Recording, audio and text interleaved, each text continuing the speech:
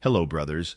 On this occasion, we want to share with you our weekly research on spiritual gems, October 6th to 12/20/25. We begin with the first question. How can this verse comfort us when we face injustice? This verse comforts us by reminding us that no matter how unfair human rulership may seem, Jehovah is watching everything from the highest position of authority. Even when justice is denied at multiple levels of government, we are assured that Jehovah is not indifferent. He sees all oppression and will act in behalf of those who remain loyal to him. Therefore, Ecclesiastes 5:8 strengthens our hope and reassures us that our appeals to Jehovah are not ignored. He will act at the right time with fairness and power in behalf of his faithful servants. Next question. What spiritual gems from this week's Bible reading would you like to share? Ecclesiastes 5:1. Watch your step whenever you go to the house of the true God. It is better to draw near to listen than to give a sacrifice, as the stupid ones do. Worshipping Jehovah is not about outward actions or empty rituals, but about a humble, listening heart. This verse reminds us that obedience and attentiveness are worth more to God than careless offerings. Ecclesiastes 5:2. Do not be quick with your mouth, nor let your heart speak rashly before the true God. Our words before God should be thoughtful and respectful. This verse teaches us to pray with sincerity and humility, avoiding meaningless repetition or thoughtless speech. Ecclesiastes 5:4-5. Whenever you make a vow to God, do not delay to pay it. Better for you not to vow than to vow and not pay. This shows how seriously Jehovah views promises made to him. It is better to be cautious and realistic than to make commitments we cannot keep. Integrity before God requires that our word be reliable. Ecclesiastes 5:6. Do not allow your mouth to cause you to sin. Words have power. A careless promise or excuse can bring Jehovah's disapproval. This verse encourages us to think before we speak, recognizing that Jehovah takes our words seriously. Ecclesiastes 5:8. If you see any oppression of the poor and a violation of justice, do not be surprised. Corruption and injustice are part of this system. Knowing this helps us not to become discouraged or lose faith. Instead, we trust Jehovah, who sees all and will act at the right time. Ecclesiastes 5:10. A lover of silver will never be satisfied with silver. Greed has no limit. Wealth cannot fill the emptiness in the heart, and those who chase it never feel content. Real satisfaction comes only from Jehovah and from spiritual treasures.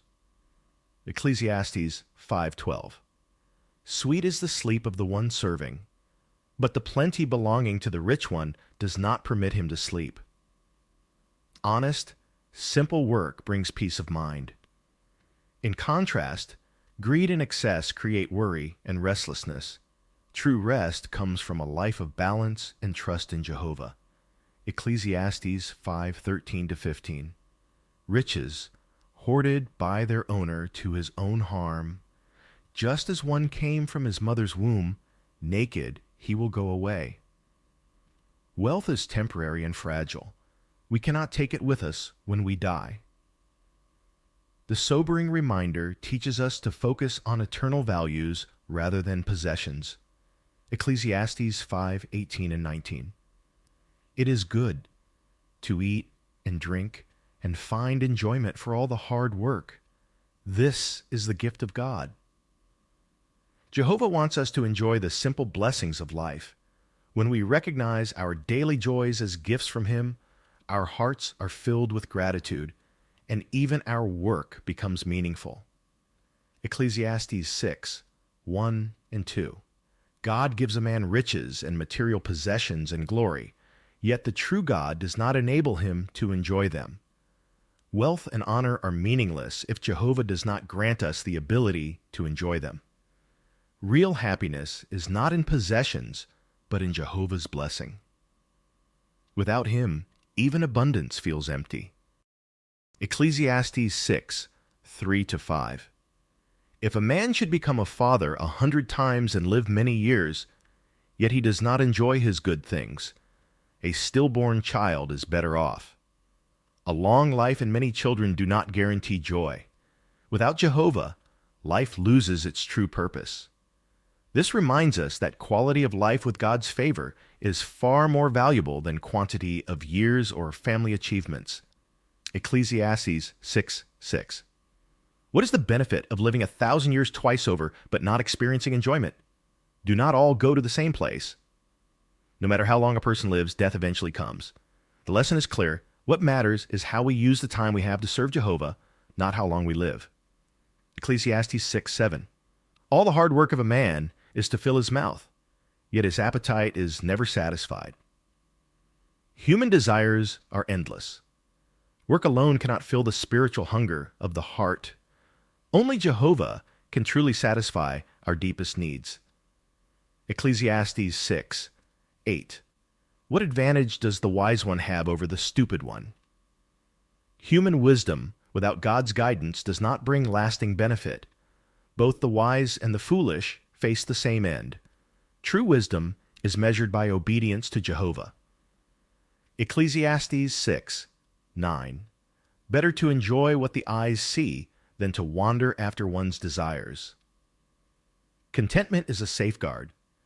Instead of constantly chasing what we don't have, we should appreciate what Jehovah already provides.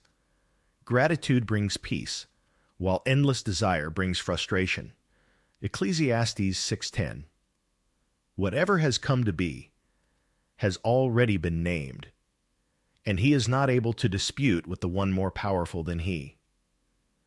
This verse reminds us of our limitations. We cannot fight against Jehovah's will or change what he has decreed. Humility and submission to his authority are the wisest paths. Ecclesiastes 6:11. The more words, the more futility. Endless talk and speculation do not solve life's problems. Simple, respectful words, especially in prayer and teaching, have more value than empty speech. Ecclesiastes 6:12. Who knows what is best for a man to do in life? Human beings lack the foresight to know what is truly best.